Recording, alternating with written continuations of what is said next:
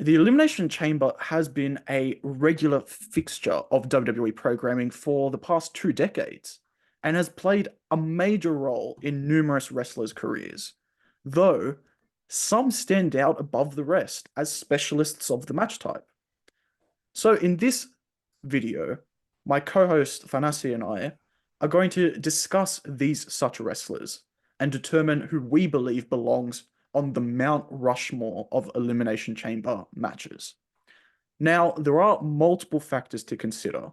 We, of course, will be trying to use some objective measures, such as wins, most appearances, highest elimination to match ratio, as well as more subjective aspects like the memorability of their performances in or around the Elimination Chamber, and which ones stick out the most with iconic visuals or imagery. We will get deeper into it as we discuss the various candidates for this list. But to open up with, I've got one candidate that I feel very strongly about in Triple H. I actually agree with you with this one, Dimitri. And let's look into his resume a little bit. 4 wins from 6 matches with 7 eliminations.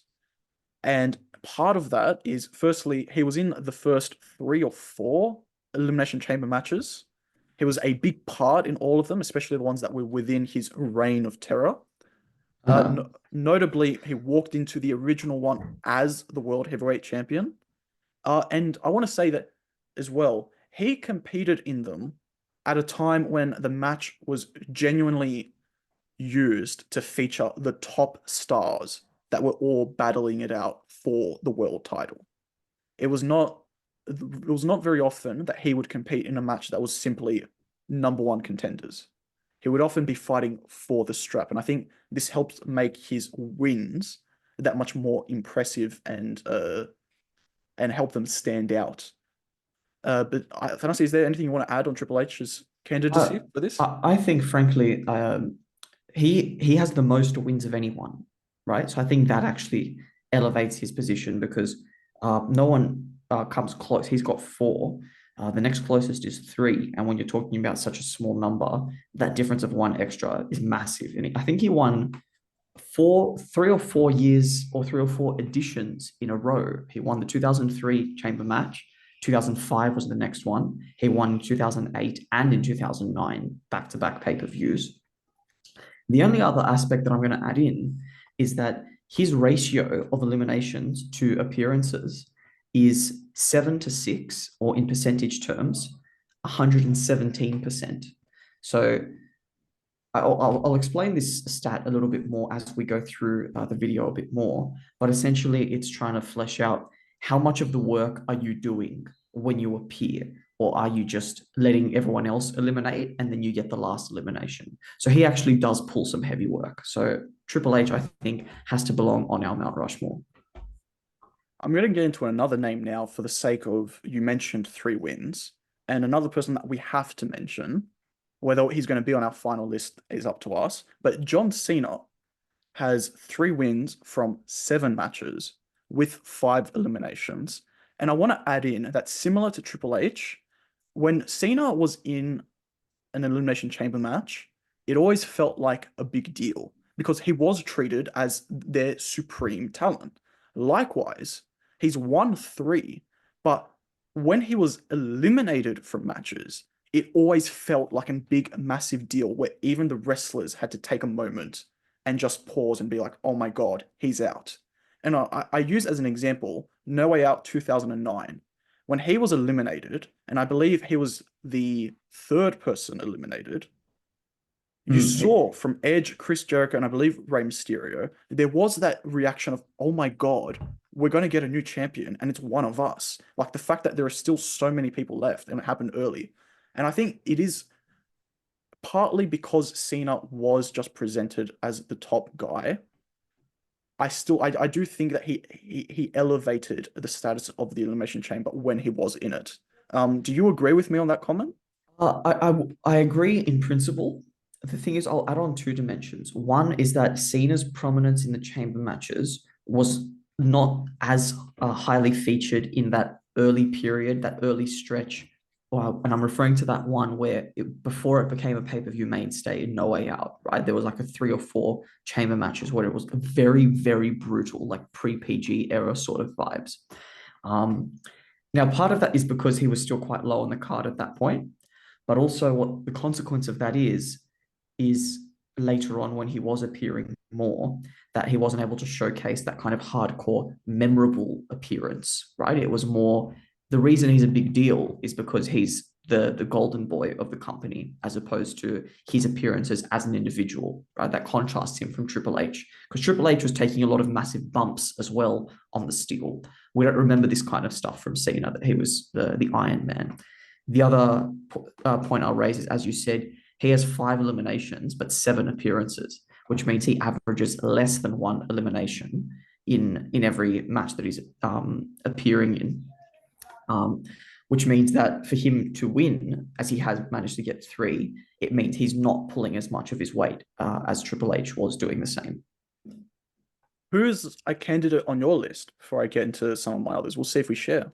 Well, continuing on, another one who has an equal amount of wins in the chamber as John Cena is Daniel Bryan.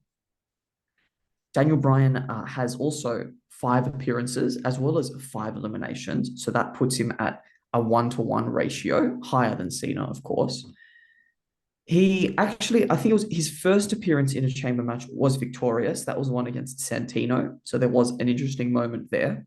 And we also remember in 2014, he didn't win this one, but that was on his run right to the top. And there was interaction with the Wyatts there. So it's one of those arguments to be made where he could have done a lot better, could have featured a lot higher, but just couldn't quite get there, even though it was on his run. But certainly Daniel Bryan has had some very strong appearances, and the numbers don't lie, do they? And especially the 2019 win, the one that stopped Kofi Mania. That Who can is forget that one? exactly. And that was a good example of the Elimination Chamber done right in this more recent times. And he The entered that one at number 1, and he still won as a heel, showing exactly how strong the guy is. Well, he's probably one of the best wrestlers in terms of endurance. And it's good to give him those chances to actually show that off, I think. Absolutely. But yeah, he's definitely a strong candidate. I actually didn't have him in my list, but you mentioned him, and it's hard to argue his resume. Yep. So we'll get into him a bit further. Someone else I have on my list is Edge. And Edge won twice from 4 matches with 4 eliminations. And one of the reasons I have him on my short list is that he was the market of the 2009 No Way Out pay-per-view. And what I mean by that is he walked in as the WWE champion in one match, and he left that night as the world heavyweight champion in the other match. So it's very clear to say that that pay-per-view is defined really by Edge's performance. And that's something that no one else has really been able to do. The idea of having such a massive say in each match, having such an iconic visual in each as well, and getting rolled up in the first as the first elimination, and then finishing as the last man. To me, it's an example of even just through that one pay-per-view's performance, he really did set his legacy up for the Elimination Chamber. He set up his legacy as far as story, but also as far as wrestling. The eye does not go wanting when it comes to Edge, because in 2011 he had an excellent mini match with Rey Mysterio as they were the final 2 survivors, really showcasing their abilities in the ring. And if I can add this point, that Edge was a regular between his debut in the Chamber in 2005 and his retirement. So the reason he only has those 4 appearances and therefore 2 wins out of 4, he probably could have still been a participant going into 2012, 13, possibly 14 and onwards as well. We just didn't quite get there because of the retirement. However, in that period, like with Triple H with his reign of terror, he had some very, very strong work. So I think he is certainly a candidate, a very strong candidate for the Mount Rushmore, especially because he's one of the few that has multiple wins as well. Who else is on your list, Vanessa? So we've run through everyone who has won multiple times. However, someone who has won once but still demonstrated endurance and strength is one Chris Jericho. He actually tops out the list for most eliminations in Chamber history. And that's coming out with 8 appearances. Now, I know what you're going to say. Of course, he's going to have a lot of eliminations because he's also appeared equal most. However, his ratio of eliminations to chamber appearances on my short list, so not on the whole list, but on my short list, is the second highest. So he's been appearing a lot and pulling his weight a lot. How can we forget his crowning moment at Elimination Chamber 2010 when Shawn Michaels emerges from the bottom of the chamber scaffolding, super kicks Undertaker in the face, and then his nemesis, Chris Jericho, is the one to get the pin and become world champion because that's how obsessed Shawn Michaels is. And you mentioned the great man there. He's another man on my short list, and that is The Undertaker. The Undertaker has wrestled in the least amount of matches on my short list. However, he has one win from 3 matches with 6 eliminations. So that's a ratio of 2 eliminations per match he was in. He won once, was in the final 2 the other 2 times. He had a very memorable mini match with Triple H, eventually losing in No Way Out 2009. And as you just mentioned, he had an even better, more iconic final 2 mini match with Chris Jericho with that Shawn Michaels super kick taking him down. And to me, it's that alone, there is so much to say about that image associating the Undertaker with the Elimination Chamber. And that little stretch as well, mind you, 2008, 2009, 2010, he was such a prominent figure in the Elimination Chamber. And there's something to be said about having that stretch, not just once every couple of years, like actually just being part of it. Indeed, indeed. And like you say, his elimination to cap ratio at 200%, he is the highest on my short list. So I didn't really want to reward people, say like a Braun Strowman, who appeared once, got 5 eliminations, lost, and then haven't really done anything since. So The Undertaker is the highlight as far as consistent performance for me personally. Shall I go into my last one? Because I've only got one more. Go into it. It's Randy Orton. Okay. So Randy Orton has a victory. He won in 2014. He's also been had lots of appearances, quite consistent as well. He had that first appearance in 2005 where he actually got quite deep, right? He was in the final 2, and he probably would have won it if Batista had not illegally interfered behind the back of Shawn Michaels. Of course, Randy Orton did get to become world champion in August of the previous year, but he's a standout on absolute numbers because he's in the top 4 for eliminations, but his ratio is 6 eliminations to 8 appearances. So that's only 75%. That's slightly on the lowest side of the spectrum. Not as low as Cena, but it's on the lower side of my short list. Do you have anyone else aside from that? Because we've got 7 people now. Yes. I've got one more name, and I just wanted to quickly add to Randy Orton. He's about to become the record appearance maker now that he's qualified for the Elimination Chamber in Perth. So there is something to be said about he's now making history in this format. There's one other name that I wanted to add, and we've already mentioned him before. He is an icon. He is the showstopper. And that is the Heartbreak Kid, Shawn Michaels. Now, I want to add, he has 1 win in 4 matches with 3 eliminations. The elimination ratio isn't fantastic compared to some others that we have on this list. The wins is the lowest that we've got as part of our short list as well, equal with Chris Jericho and Randy Orton. Undertaker. And The Undertaker. But I want to add this point to Shawn Michaels' case. He is the only wrestler to be remembered for an Elimination Chamber match as a participant, as a referee, and as someone making interference. The fact is, he has been able to leave a legacy in this chamber in almost every format possible. And I wanted to add, I believe it was last year, Logan Paul tried to recreate the interference angle of Shawn Michaels by attacking Seth Rollins. And it didn't land anywhere near as well as when Shawn Michaels did it. Not because of Michaels had the novelty aspect, but because the execution of it was to perfection and it was serving a great story in that the Elimination Chamber propelled forward. So I just wanted to add his case that he's so well ingrained in the Elimination Chamber in so many different ways that I feel like he has to at least be mentioned for this list. Absolutely. I couldn't agree more with you. And I mean, at the end of the day, you can't take anything away from him, not just because he's the showstopper, but he's an innovator as well, because he won the first one. Do you remember? I think we were talking last week about it, where while everyone, including Booker T, Triple H, Kane, was looking at the structure ahead of the show, thinking we're all about to get effed up. Shawn Michaels is there with a camera in his face, and they're asking, "What are you thinking, Shawn?" Big.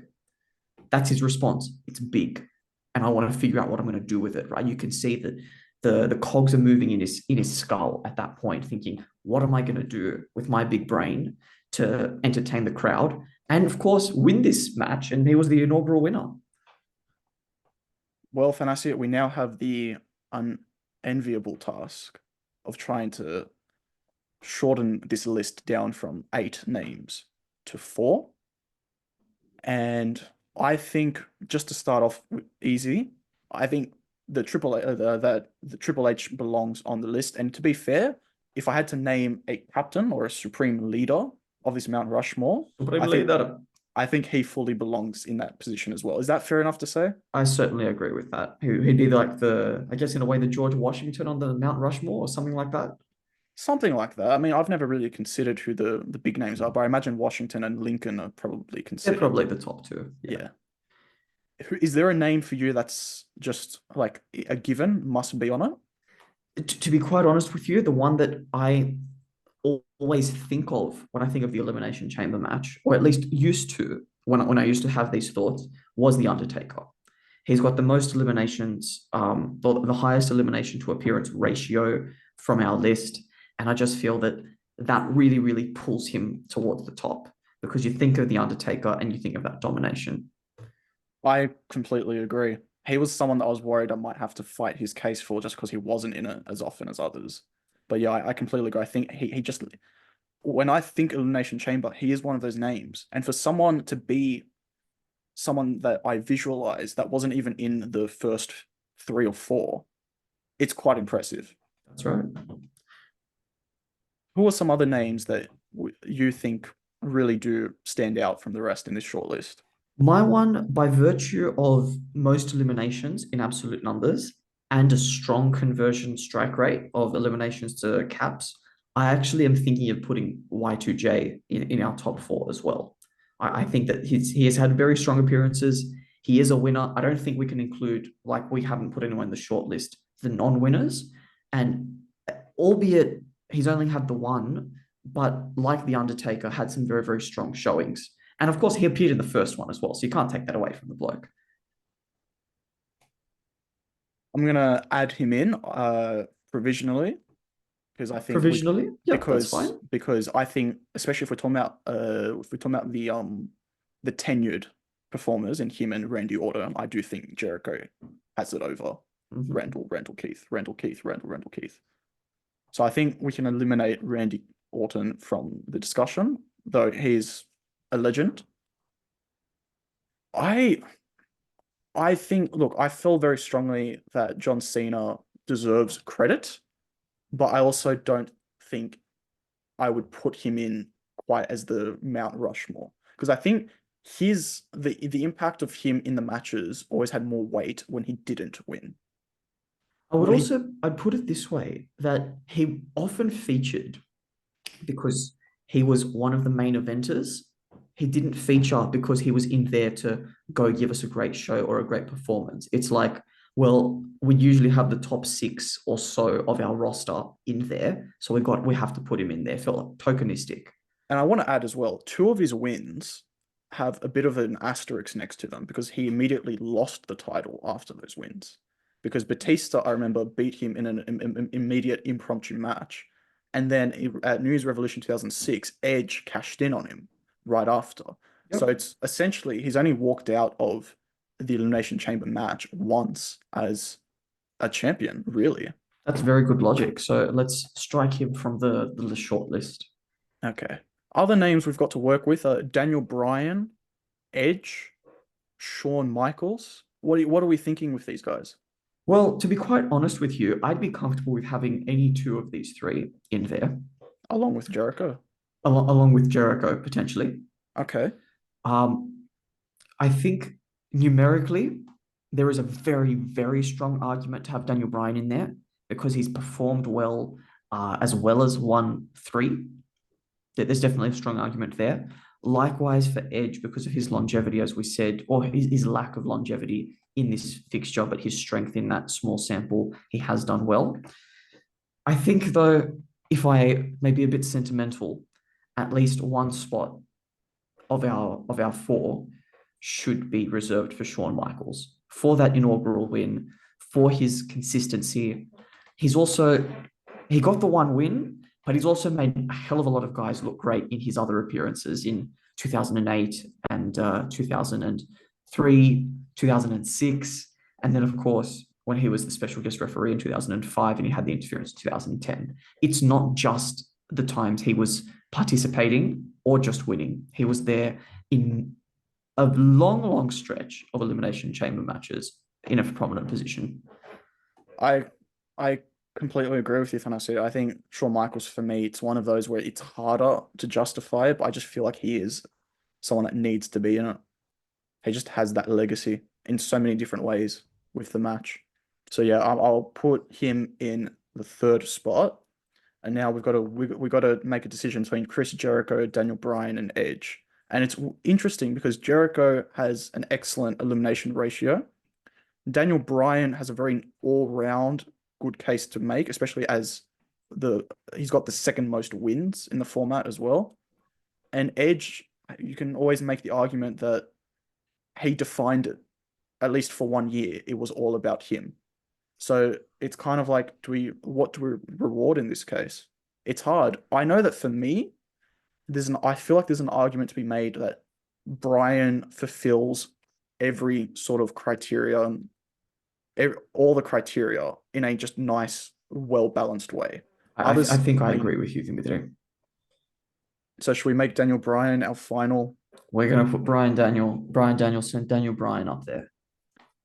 Well, it's tough luck for Edge and Jericho. They're all both worthy contenders for this position, but our final Mount Rushmore is Daniel Bryan, Shawn Michaels, The Undertaker, and as the tribal chief, if you will, of this Mount Rushmore, we have the game Triple H.